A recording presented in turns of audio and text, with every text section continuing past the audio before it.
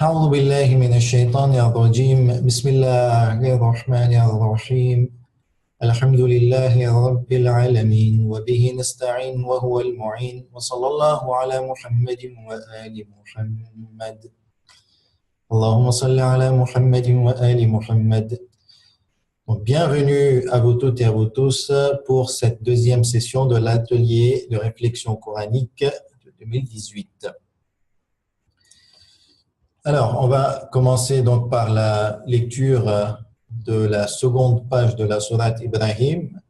Et donc, comme promis, on s'exerce à bien écouter et aussi à vocaliser, à prononcer à voix élevée. C'est la meilleure méthode pour, on va dire, se calquer par rapport à un professionnel de la récitation du Coran et pour améliorer sa propre lecture. Et donc, c'est conseillé de lire chaque jour, d'écouter chaque jour, 5 à 10 minutes, hein, pas plus, un qari, un professionnel, et de prononcer avec lui à voix élevée pour améliorer sa lecture. Donc, ici, on commence la seconde page donc, de la sourate Al-Ibrahim. Bismillahir-Rahmanir-Rahim. وإذ قال موسى لقومه اذكروا نعمة الله عليكم إذ أنجاكم من آل فرعون يسومونكم سوء العذاب ويذبحون أبناءكم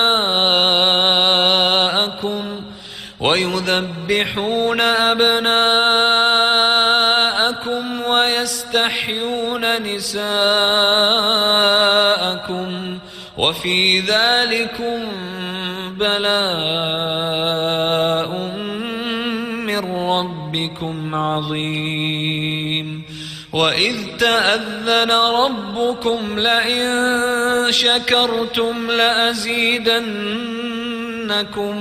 ولئن كفرتم إن عذابي لشديد وقال موسى إن تكفروا أنتم ومن في الأرض جميعا فإن الله لغني حميد ألم يأتكم نبأ الذين من قبلكم قوم نوح وعاد وثمود والذين من بعدهم لا يعلمهم إلا الله جاءتهم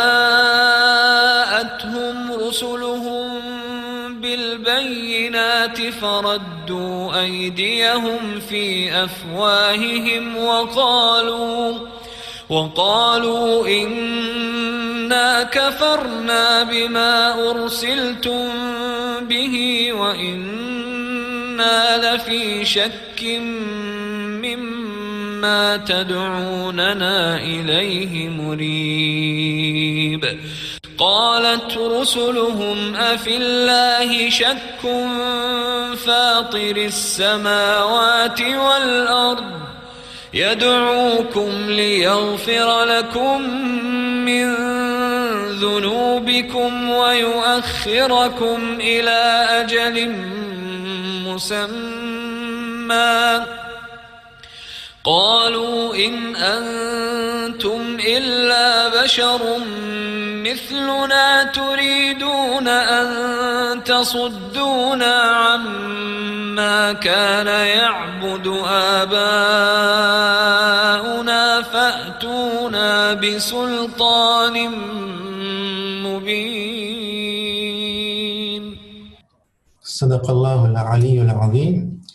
On va enchaîner maintenant, donc avant l'intervention des intervenants, avec la lecture des versets choisis. Donc, je vais demander au premier intervenant de lire ces versets et qu'il enchaîne avec le partage de ses réflexions. Et ne poursuis pas ce dont tu n'as aucune connaissance, l'ouïe, la vue et le cœur. Sur tout cela, en vérité, on sera interrogé. On va faire ayat par ayat.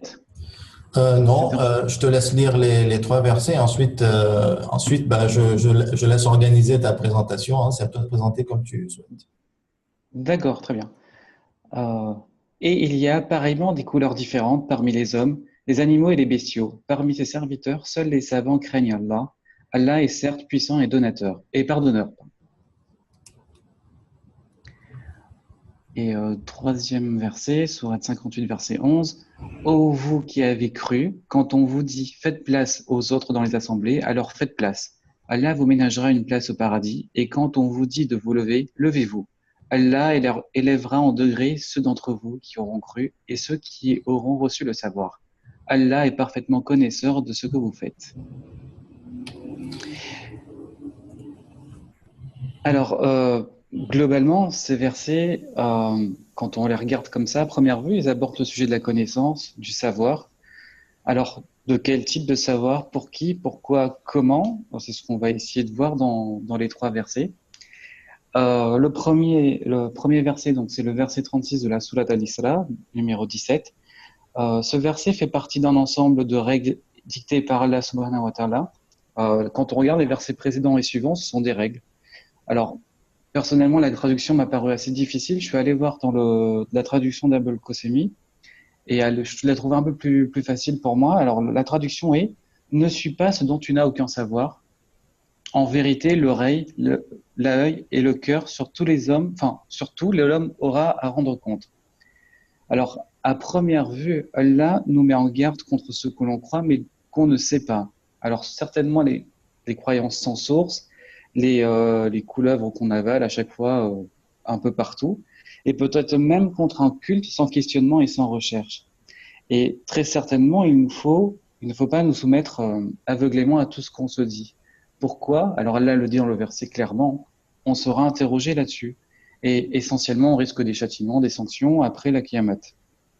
Par exemple, oui, il y a quand même quelque chose qui est assez bizarre en fait. Parce que lui, la vue et le cœur sont des choses qui sont assez passives. Euh, Quand j'entends des médisances, je risque une sanction alors que c'est pas moi qui l'ai dite.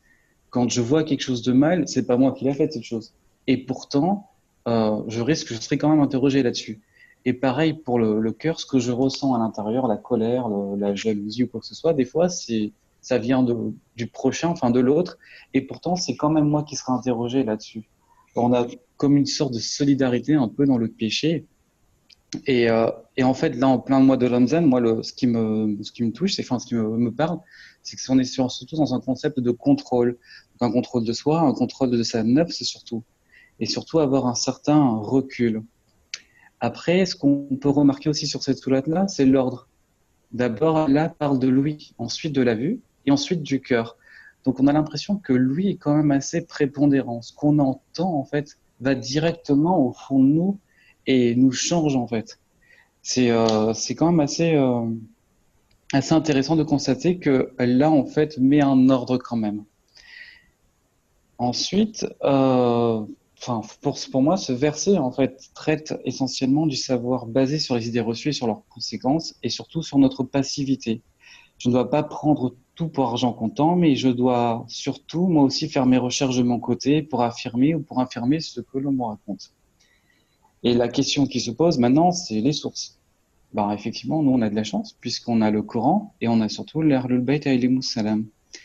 Donc, on doit surtout s'inspirer, pour moi, on doit s'inspirer de leurs hadiths et des versets du Coran. Ensuite, on a eu le verset de la sourate 35, sourate Al-Fatir, numéro 28. Donc, Allah, en fait, compare la multitude de l'infinité des couleurs, en fait, il les associe aux hommes en fait, comment les dire, à l'image des couleurs, en fait, on est une infinité de personnes, une infinité de corps vivants. Les couleurs, elles sont toutes différentes. Vous avez des milliards et des milliards de couleurs. Maintenant, on parle plus de couleurs, on parle de spectres. Et pareil, toutes les personnes sont différentes. Même les personnes qui ont le même ADN, maintenant, à l'heure actuelle, on peut les différencier avec les mutations génétiques et compagnie. Et donc, dans ce verset, donc, parmi cette infinité d'hommes, il y a les serviteurs. Et parmi les serviteurs, il y a les savants. Les savants, ils sont pas très nombreux apparemment par rapport à la quantité de monde. Et ces savants sont les seuls qui craignent Allah. Alors pourquoi la question qui se pose, c'est pourquoi ce sont les savants qui craignent Allah et pas les autres? C'est un peu bizarre. Enfin, ça a l'air bizarre en tout cas. Et ben, c'est surtout que ces savants, ils ont une grosse responsabilité, puisque c'est eux, en fait, qui vont guider les autres. Donc, c'est surtout eux qui sont censés faire un gros sacrifice, et surtout, voilà, quoi. Puisqu'en fait, ils devront rendre des comptes. Mais quand on suit le verset, la dernière phrase, elle est importante aussi parce que dans ce verset, là, qu'est-ce qu'il dit? C'est qu'il est certes puissant et surtout pardonneur. Donc Allah, par sa puissance, il va aider les savants, il va aider en fait, et surtout si jamais ils se trompent, eh ben il pardonne. Et c'est quand même assez magnifique parce que pour tout le travail qu'ils ont fait, eh ben Allah quand même il est quand même assez très miséricordieux. Et ensuite la sourate 58. Donc la sourate 58 c'est la discussion, donc on déjà dit là, le verset numéro 11. Alors cette sourate elle était un peu, pour moi elle est un peu elle a enfin, un peu, c'est un peu un duel, on va dire ça comme ça. Euh, vous avez quand on la lit comme ça, on se dit, c'est un peu bizarre, on assiste en fait à une scène. Donc, on leur dit, faites place aux autres dans les assemblées. Alors, faites place, ça veut dire que bon, déjà, ils ont peut-être pas été d'accord. On leur a dit de se lever. Et comme ils ont sûrement été déçus, alors Allah leur dit que ben non, on ménagera une place au paradis. Quand on vous dit de vous lever, levez-vous. C'est un peu bizarre, ça veut dire qu'ils ont peut-être pas écouté. À l'époque du prophète, quand même, ça fait un peu, voilà quoi. Mais quand on regarde un peu ce qui suit après, Allah élèvera en degré ceux d'entre vous qui ont reçu et ceux qui ont reçu le savoir. Alors on se dit que peut-être cette scène se passe dans une majlis, dans une prêche, et qu'il n'y avait pas assez de place pour que les gens puissent s'asseoir. Et le prophète a dû demander aux gens de se lever. Alors les gens ont peut-être hésité, mais là, ce qu'il veut certainement dire, enfin pour moi, ce qu'il veut dire là-dedans, c'est que la connaissance, elle est pour tout le monde. On ne peut pas bloquer la connaissance, il faut la propager. Et il y a aussi autre chose qui va me marquer dans ce verset.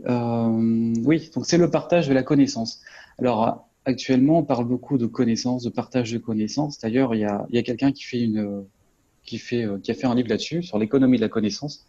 Et c'est assez marrant parce qu'il dit que on perd pas dans cette économie. Par exemple, si je prends 1 euro, si je donne 1 euro, moi je perds 1 euro et la personne d'en face gagne 1 euro. Donc c'est plus moins, ça fait 0. Mais quand vous avez une connaissance et que vous la donnez, vous gardez la connaissance et la personne d'en face la reçoit. Donc en fait, il n'y a pas de perte. Et pareil, quand vous avez 2 connaissances et que vous les mettez ensemble, ça fait 3 connaissances. Donc 1 plus 1, 3. Ça c'est marrant. Bon, donc pour la petite histoire. Et donc par contre, pour moi, là-dedans, il y avait une petite ambiguïté parce que Allah élèvera en degré ceux d'entre vous qui auront cru et ceux qui auront reçu le savoir. Alors, le savoir qui auront reçu. C'est bizarre parce que le savoir, normalement, on le donne, on le propage. Mais non, là, il parle de ceux qui vont le recevoir. En fait, certainement, dans ce verset, Allah nous demande aussi à nous de prendre notre responsabilité et en tant qu'ignorant, surtout pour moi, de faire l'effort d'aller vers la science où qu'elle soit et d'aller vers le savant. Le savant a l'obligation de me donner quelque chose de vrai, mais moi, j'ai l'obligation d'aller chercher ce savoir. Et Allah est parfaitement connaisseur de ce que vous faites. Donc Allah sait et nous encourage à faire ce chemin. Après, justement, je vous disais qu'il y avait une dualité dans ce verset. C'est pour moi, en fait, ceux qui reçoivent le savoir, c'est les Ahlul Bayt, mais celui qui reçoit le savoir à l'époque du prophète, c'est celui qui a le savoir, c'est l'imam Mahdi. Donc, moi, ce que j'aurais compris, c'est que dans cette assemblée, les gens n'ont pas voulu se lever, mais Ali a dû forcément se lever. Et c'est lui qui a fait le verset certainement pour lui, en fait, parce que je vois personne d'autre à côté du prophète qui aurait pu faire ça. C'est pas possible. Donc voilà, je suis allé un peu vite, je crois, non? Donc, c'était bien, c'était clair pour moi, c'était pas rapide non plus. Pour les autres, je sais pas, ils feront leurs commentaires dans le panel de conversation. Donc voilà, c'est à peu près tout ce que j'avais à dire là-dessus. C'était Ok, c'est déjà bien. pas mal. Il y a eu pas mal d'idées développées, de pistes abordées, même ouvertes. On verra donc avec la seconde intervention. Alors, ça va être difficile de passer après Karim parce qu'il y avait c'était assez riche. Euh, je vous avouerai que moi, à premier abord, quand j'ai lu les ayats, autant hier, quand j'ai lu les ayats, le sujet m'a un peu sauté aux yeux, autant aujourd'hui, j'étais un peu plus perplexe. Donc après, tout de suite, donc j'ai cherché le point commun qui pourrait y avoir entre ces trois ayats, et bien sûr, j'ai retenu les mots connaissance dans le premier ayat, savant dans le second, et savoir dans le troisième. Ensuite, j'ai essayé donc de faire une étude, de voir d'un peu plus près chaque ayat. Donc pour le verset 36 sourate 17, je suis à peu près d'accord avec tout ce que Karim a dit. Pareil, je suis remontée parce que quand j'ai regardé le ayat tout seul, j'ai eu un peu de mal à comprendre de quoi parlait Allah en disant ne poursuis pas ce dont tu n'as aucune connaissance. Donc je suis un peu remontée. De même, j'ai vu que Allah en fait nous listait ce qu'il faut faire et ne pas faire, du moins entre guillemets ce que le croyant devrait faire et ne pas faire. Et du coup, en lisant les 10 ayats précédant celui-ci, quand je suis arrivée donc à celui-ci, je me suis dit la première chose en fait qui m'est arrivée à l'esprit, comme un petit peu, ça se rapproche de ce que Karim a dit, c'est que nous ne devrions pas suivre une pratique ou une idéologie sans en avoir la connaissance réelle. Ne pas suivre par tradition et mimétisme sans se poser de questions. Donc ça, c'est ce qui m'est venu à l'esprit par rapport donc à ce ayat. Et justement, Allah précise que le fait de suivre, du moins c'est comme cela que je comprends le ayat, que le fait de suivre, de pratiquer, même si la pratique est bonne, mais qu'on n'a pas le savoir et la connaissance qui va avec, eh ben notre oui, notre vue et notre cœur témoignera du fait que nous avons agi sans connaissance. Donc finalement, la pratique n'est pas suffisante si elle n'est pas accompagnée de la connaissance et du savoir et de la compréhension qui va avec. Ensuite, par rapport au deuxième verset, alors là par contre j'ai eu une lecture un peu différente par rapport à celle de Karim. Je n'ai pas du tout vu les choses comme lui. Moi j'avais l'impression que Allah subhanahu wa ta'ala mettait en avant sa puissance. Il nous montrait ce qu'il était capable de créer et tout ce qu'il avait créé pour nous. Donc les couleurs différentes, les hommes, les animaux, les bestiaux. Et quand j'ai regardé les ayats qui précèdent et suivent, j'ai eu cette impression qu'Allah subhanahu wa ta'ala nous montre sa puissance dans la création. Et que justement, les serviteurs sont ceux qui prennent conscience de la puissance d'Allah subhanahu wa ta'ala, de sa création, de la richesse de sa création. Donc, du fait qu'ils prennent conscience et qu'ils découvrent et qu'ils prennent connaissance de tout cela, donc ils deviennent savants, entre guillemets, c'est-à-dire qu'ils prennent connaissance de la création et automatiquement des attributs d'Allah subhanahu wa ta'ala et de ses qualités qui font qu'il ait pu créer une création et des créatures aussi magnifiques et aussi diverses et variées. Et ensuite, par rapport au dernier ayat, donc pareil, j'ai eu l'impression que ce ayat, au départ, j'ai eu l'impression qu'il était en deux parties, que tout d'abord, on assistait à une scène, et ensuite, donc, on parlait de la connaissance. Et en fait, quand j'ai réfléchi un peu, pareil, j'ai eu la sensation que sûrement la scène se passait donc lors d'une assemblée, donc automatiquement une assemblée pour acquérir des connaissances. Donc, j'ai eu cette sensation que Allah subhanahu wa ta'ala nous poussait, enfin nous expliquait que la science et la connaissance, elles ne se gardaient pas pour soi, que c'est quelque chose qui se partage et qui se transmet. Le fait de faire place à d'autres personnes dans une assemblée où la connaissance et le savoir sont partagés, c'est une image pour nous dire que la connaissance, elle est pour tous. Ce n'est pas une richesse que l'on garde pour soi. C'est une richesse que l'on partage et que l'on transmet. Et par la suite, quand on voit que Allah subhanahu wa ta'ala nous dit qu'il élèvera en degrés ceux qui auront cru et ceux qui auront reçu le savoir, donc tout d'abord, la première réflexion que j'ai eue, c'est que la croyance et le savoir sont liés, puisqu'il élèvera en degré ceux qui auront cru et auront reçu le savoir.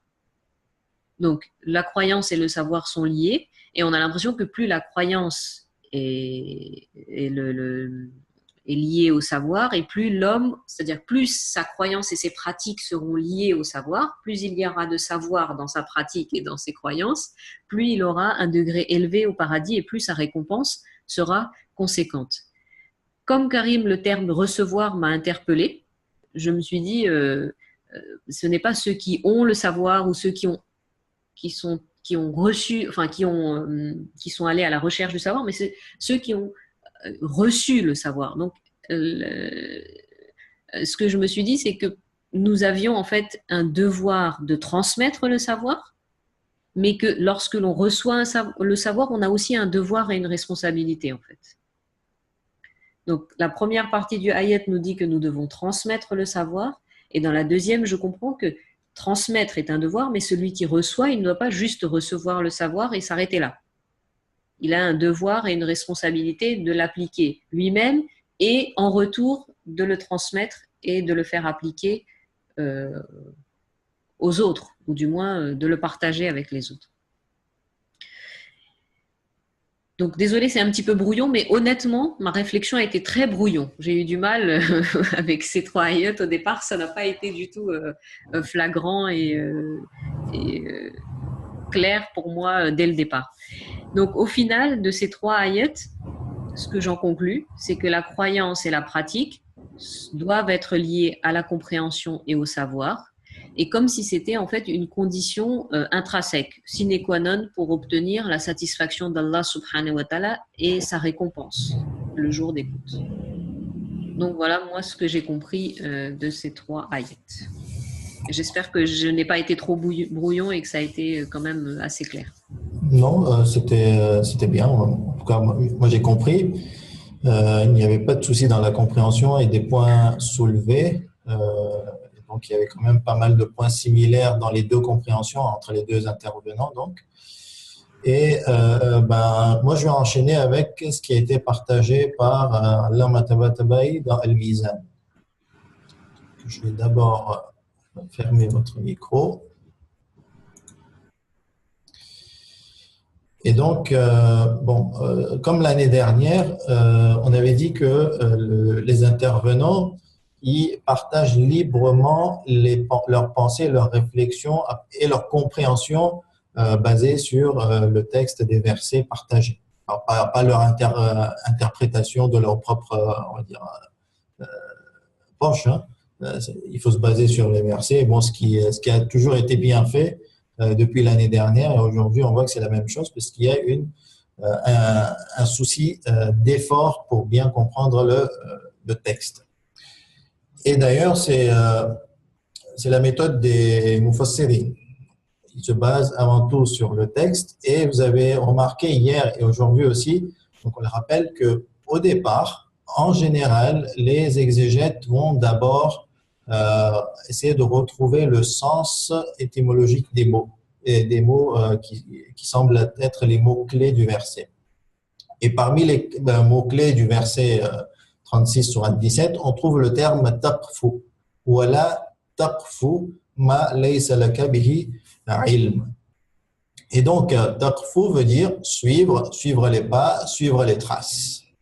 Et donc, la traduction semble être convenable ici et ne poursuit pas, ne suit pas ce dont tu n'as aucune connaissance. Et à partir de là, Allama Tabatabai, il dit que le verset interdit aux croyants de suivre ce qu'il ne sait pas. Donc, il nous interdit d'aller derrière ce que l'on ne sait pas, ce dont on n'a pas la science et la connaissance. Bien entendu, il ne faut pas considérer le terme ici connaissance ou suivre dans son sens philosophique, dans son sens, on va dire, commun d'usage et coutumier. Et il y a un point très très important, c'est que vous avez tous les deux abordé ce point-là, mais comme il y a divergence entre les exégètes sur le caractère général du verset serait intéressant d'insister dessus. C'est que lorsqu'on nous dit ne poursuis pas ce dont tu n'as aucune connaissance, parle-t-on de croyance ou parle-t-on de croyance et pratique et tout autre domaine de la vie? C'est-à-dire que est-ce que c'est un caractère absolu, général, ou est-ce que c'est un caractère restreint? Et là, nous avons certains savants, certains exégètes qui disent que non, selon le contexte des versets, quand on remonte dans les versets précédents et de ce qu'ils, on va dire, ressentent de l'âme de ce verset, c'est qu'il concerne uniquement la croyance. Donc, il est interdit de croire ce dont on ne sait pas, sans preuve, sans source, sans clairvoyance, sans distinction entre le vrai et le faux. Alors que Allama Tabatabai et même Cheikh Makarim Shirazi dans Nemouné, ils disent qu'ici le verset est général, c'est-à-dire que c'est interdit de croire sans savoir, interdit d'agir sans savoir. Et donc, ça englobe tous les domaines de la vie. Et si on prend ce sens général et absolu, à ce moment-là, si on réfléchit bien, c'est compliqué. Arrive-t-on à agir et à fonctionner pleinement en ayant le savoir, en ayant une certitude? C'est une belle question. Et donc, il donne des exemples. Il dit que, par exemple, il ne faut pas affirmer une parole, proférer une parole ou une idée sans savoir. Donc, je ne peux pas dire, et il donne l'exemple aussi, je ne peux pas dire que Mohammed est dans le salon sans que je le sache. Mohammed est à l'extérieur sans que je le sache. Il faut que je le sache pour que j'affirme la phrase.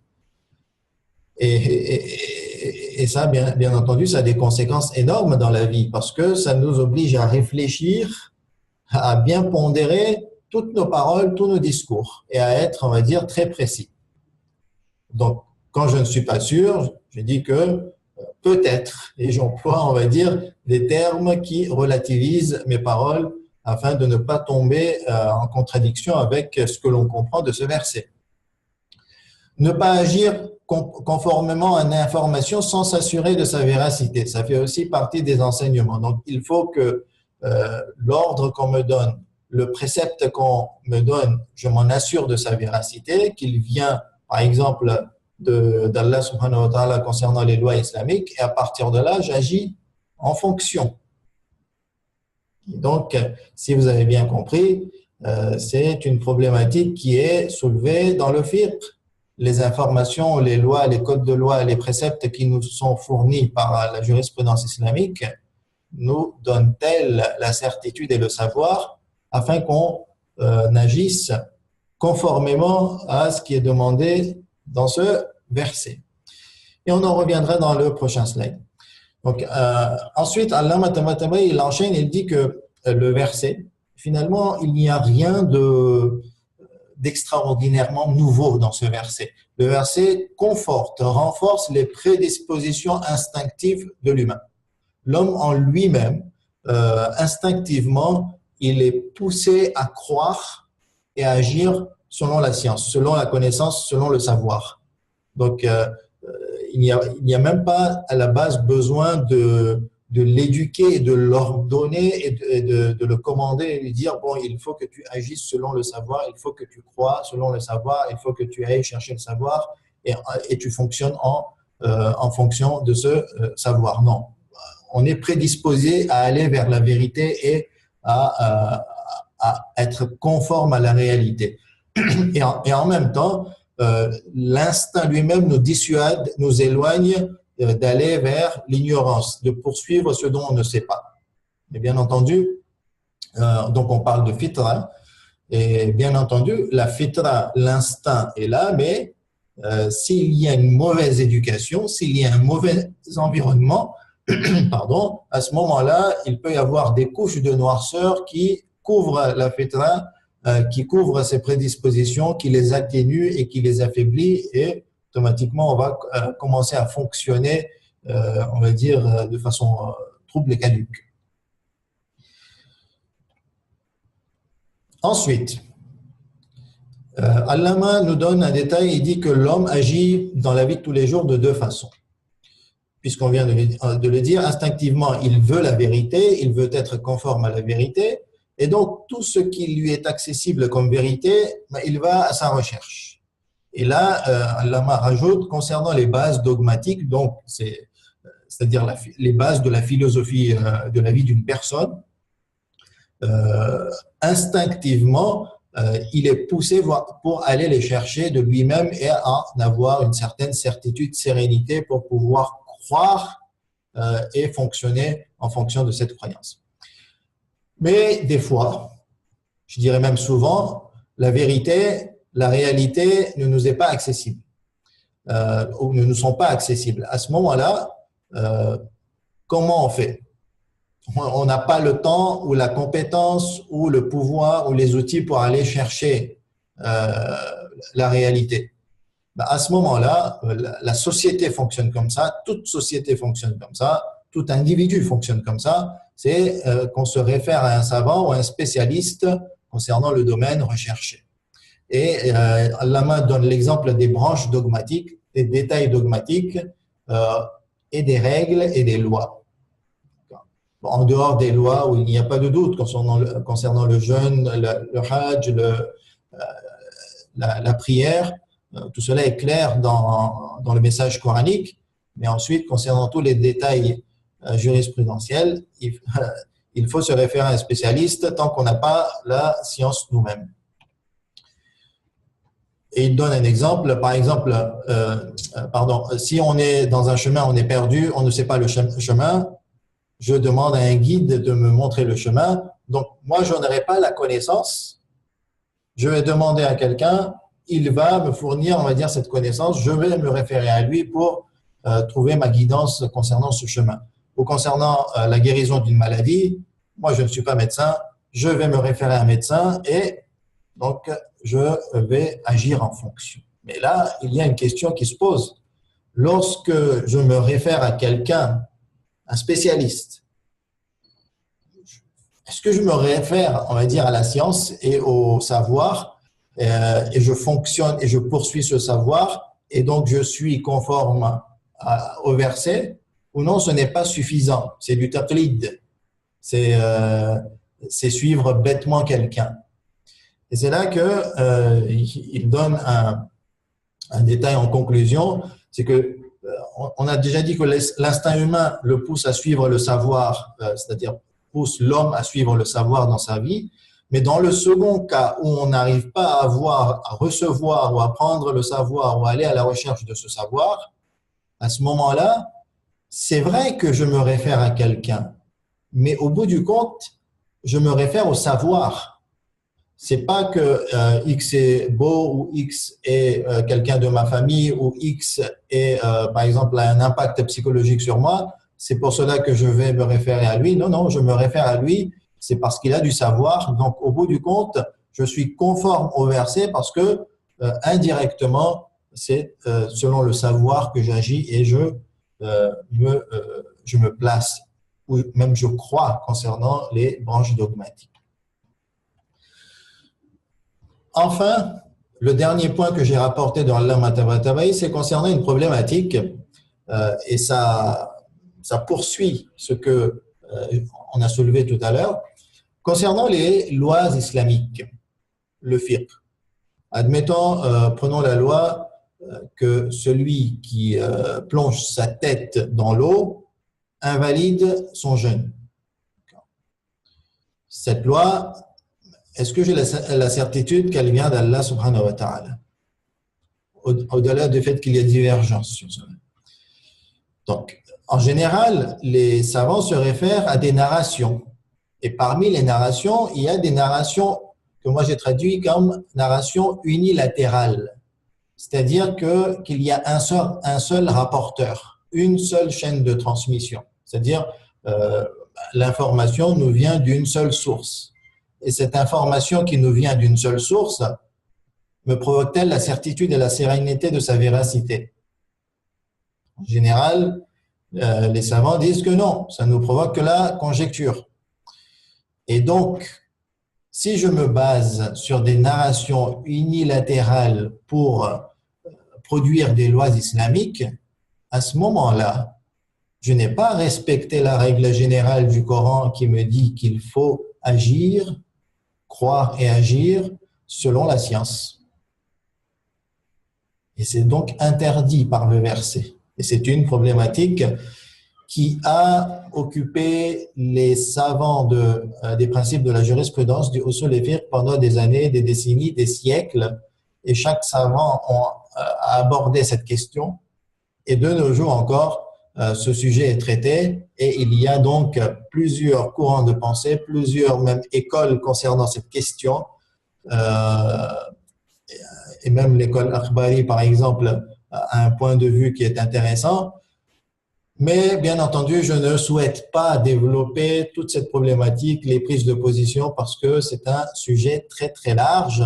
Je ne fais qu'ouvrir une problématique et une piste de réflexion. Enfin, concernant la fin du verset, lui, il a vu, et le cœur Karim, lui, il a pris la traduction de Fakhri, il me semble, et qui a été traduit par l'oreille et l'œil.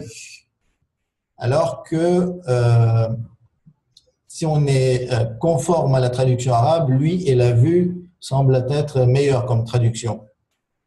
Et ici, Allama dit que ce sont des outils de perception et de prise de décision, en sachant que généralement, globalement, la plupart des informations qui nous arrivent sont par l'intermédiaire de l'ouïe et de la vue. C'est vrai qu'il y a les trois autres sens, mais la majorité des informations nous parviennent par l'ouïe et la vue. Et le cœur est l'organe de prise de décision, surtout concernant la croyance, parce que la croyance est plutôt intérieure, mais même au niveau des actes, la prise de décision se fait au niveau du cœur. Donc, en fait, ici, c'est un exemple d'outils de perception et de prise de décision pour l'homme commun. Et donc, ça, vous l'avez bien cité, c'est que l'homme est responsable de bien utiliser ces outils de perception et il devra rendre des comptes. Et donc, il faut être mature concernant l'utilisation de ces dons divins. Je rajoute juste un petit point concernant le terme « ilm », savoir. On a parlé de savoir ou de connaissance. Céline, elle a même posé trois mots-clés concernant les trois versets, connaissance, savant et savoir. Mais finalement, quelle est la différence entre connaissance et savoir, ou science dans son sens global, pas dans son sens science empirique? Et ici, nous avons un élément de réponse de la part de Cheikh Sadiq Tehrani qui nous vient avec la définition du terme ilm dans ce verset. Il dit que c'est tout ce qui provoque la sérénité de la véracité ou qu'on ait une sérénité, une paix intérieure concernant la conformité de l'information par rapport à la réalité, que ce soit la certitude mathématique ou philosophique ou la sérénité qui est un degré en dessous de la certitude philosophique et mathématique, ou même ici, il dit qu'une très forte présomption qui rassure la personne. À ce moment-là, tout cela fait partie du ilm qui est évoqué dans ce verset, et lorsque la personne atteindra ce degré de connaissance, ce degré de savoir, à ce moment-là, il pourra agir en fonction de ces informations. Je passe maintenant au verset 36 sourate 17. Un point, non, pardon, c'est toujours le même verset. Un point moins, on va dire un détail intéressant rapporté ou réfléchi par Cheikh Makarim Shiraz. Il dit que si la société respecte cette directive coranique qui est de ne pas poursuivre ce dont on n'a pas la connaissance, à ce moment-là, cela entraînera automatiquement l'amélioration de toute la société, ça engendrera une paix sociale et ça développera, on va dire, les relations dans la société. Par exemple, ça va éliminer toutes les fausses rumeurs qui engendrent ces tensions sociales, qui montent les gens les uns contre les autres. Ça va aussi sauvegarder le droit des individus, parce que si on est conforme à la réalité, on ne ment plus. Donc, on n'usurpe plus les droits des uns et des autres. On ne maquille plus la réalité. On ne la travestit plus. Il y aura plus de diffamation. On va respecter la dignité et l'honneur des gens. il y aura une incitation au développement de la recherche et des sciences dans cette société, donc fleurissement de la société, un regain et une intensification de la confiance.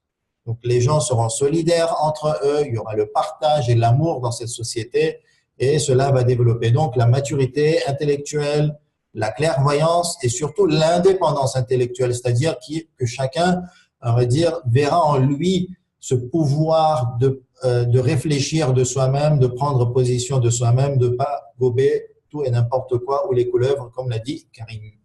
Et aussi, on verra une élimination, une disparition des procès d'intention et des clichés, et on va se rapprocher, on va dire, des bons jugements.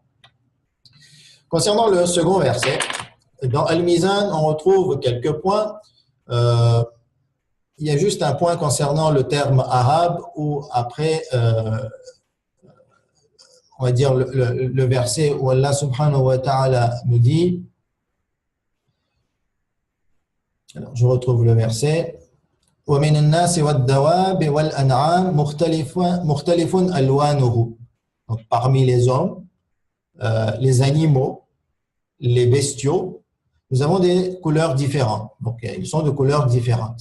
Ensuite, il y a virgule, كَذَلِكَ. كَذَلِكَ. Il y a eu débat concernant pourquoi كَذَلِكَ est placé, on va dire, en fin de verset. Ici, quand on voit la traduction, donc c'est écrit « il y a pareillement ». Donc c'est une traduction très littérale du terme كَذَلِكَ qui a été replacé en début de phrase.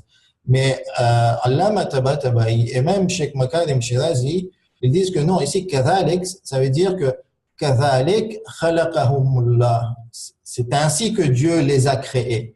Ou c'est ainsi que cela est. Donc, c'est une confirmation de cette vérité, que les gens, les créatures sont de couleurs différentes. Et le point développé par Karim était très, très intéressant puisqu'il a parlé de couleurs apparentes, mais aussi de la réalité différente de ces êtres humains. Chacun est différent en soi, chacun a une caractéristique spécifique, chaque créature même, pas uniquement chaque humain, chaque créature est différente de l'autre. Et c'est ça qui est extraordinaire. Et c'est là que Allah m'a dit que observer, prendre en considération ces signes d'Allah subhanahu wa ta'ala et les assimiler engendre une foi forte et une véritable crainte d'Allah chez les savants et non les ignorants. Donc, la crainte d'Allah, elle sera présente chez les savants. Les savants ici, qu'est-ce que ça veut dire? Et Allah m'a dit que les savants sont, parce que la question a été posée de la part des intervenants, c'est ceux qui connaissent véritablement et pleinement Allah subhanahu wa ta'ala à travers ses attributs, ses noms et ses actes. Donc, ici, le terme savant ne veut pas dire spécialiste ou philosophe ou faqih ou scientifique ou quelque chose comme ça. Le savant ici, selon Allah Mataba'i, selon la logique coranique qu'il perçoit, c'est celui qui a connaissance d'Allah. Et automatiquement, la connaissance, il y a des degrés de connaissance. Et celui qui a la connaissance pleine, c'est le savant, on va dire, le plus élevé en termes de savoir selon le sens coranique. Et pour connaître Allah, on ne pourra jamais connaître la réalité d'Allah. C'est impossible en termes mathématiques et philosophiques puisque Allah est absolu et nous sommes limités. Donc, comment le limité peut-il comprendre et connaître l'absolu? Il ne peut que percevoir, on va dire, des bribes d'informations de son être absolu, et cela à travers ses attributs, ses noms et ses actes, c'est-à-dire la création qu'il a faite. Et donc, la crainte d'Allah se manifeste pleinement chez eux, que ce soit intérieurement ou extérieurement. Et c'est là qu'on peut finalement peut-être déduire que le savoir selon la logique coranique, ce n'est pas uniquement avoir des connaissances, être conforme à la vérité et à la réalité, mais c'est aussi être conforme à la réalité coranique et divine. Et c'est accompagné d'action. Et l'action ici, elle est manifestée par la crainte, par le respect total envers Allah subhanahu wa ta'ala. Dernier verset. toujours, on reste avec Allama Tabatabai, et lui, il dit que dans ces versets, nous avons des directives, des préceptes pour un bon savoir-vivre en société. Il ne détaille pas concernant le contexte historique, juste une petite indication où il dit qu'à l'époque du prophète, il y avait une assemblée, il était en train de discourir et certains bloquaient le passage. Et ils s'étaient installés de telle façon que d'autres personnes ne pouvaient pas venir dans l'assemblée. Et à ce moment-là, donc, le verset a été révélé pour demander aux gens de laisser la place aux autres. Et concernant la deuxième partie, c'est-à-dire quand on vous dit de vous lever et levez-vous, il ne parle pas de ce contexte historique, mais il dit que lorsque vous avez des personnes qui ont, par exemple, plus besoin d'être devant ou qui sont plus savants que vous, à ce moment-là, laissez-les venir devant et laissez-les apprendre. Il n'a pas développé ce qui a été bien développé, à mon avis, par les deux intervenants, où on parle de ne pas bloquer l'accès au savoir de façon générale et de partager la science et donc, on va dire, ne pas monopoliser le savoir. Aujourd'hui, cette question, elle devrait être débattue, elle est débattue, puisqu'on voit avec le système des brevets, des droits d'auteur, des droits intellectuels, est-ce que cela n'est pas quelque part aller à l'encontre de la propagation du savoir? Cela n'est pas une monopolisation du savoir? Enfin, il termine et il dit qu'il y a deux types de croyants dans ce verset. Et là, on verra la bonne différence entre ce qu'a compris Allama Tabatabai et même d'autres savants et ce qui a été traduit ici. Il y a le commun des croyants et il y a le croyant savant. Et le verset valorise pleinement celui qui est savant. Donc, c'est une apologie du savoir. Le croyant doit être quelqu'un qui connaît, qui agit selon la science. Et ce croyant savant est meilleur que le commun, celui qui est novice, celui qui ne sait pas. Ensuite, il dit que le sens de la deuxième partie du verset, c'est qu'Allah élèvera le croyant, le commun des croyants, d'1 degré et le croyant savant en degrés, en plusieurs degrés. Donc, on voit qu'il y a une différence, une faveur envers les croyants savants et donc, on peut dire, d'ailleurs j'ai choisi les 3 versets, c'est en fonction du fait où le Coran incite les croyants à aller vers la connaissance et ne pas être des personnes qui sont paresseuses envers le savoir. Il ne faut pas se laisser vivre et dire que bon, le savoir c'est pas pour moi, je m'occupe d'autres affaires. Non, chaque croyant est concerné par le savoir et développer ses connaissances, surtout ses connaissances religieuses, si on reste dans cette logique coranique. Et donc, j'avais bien voulu faire cette distinction entre la traduction et ce qui a été proposé par Allama Tabatabai.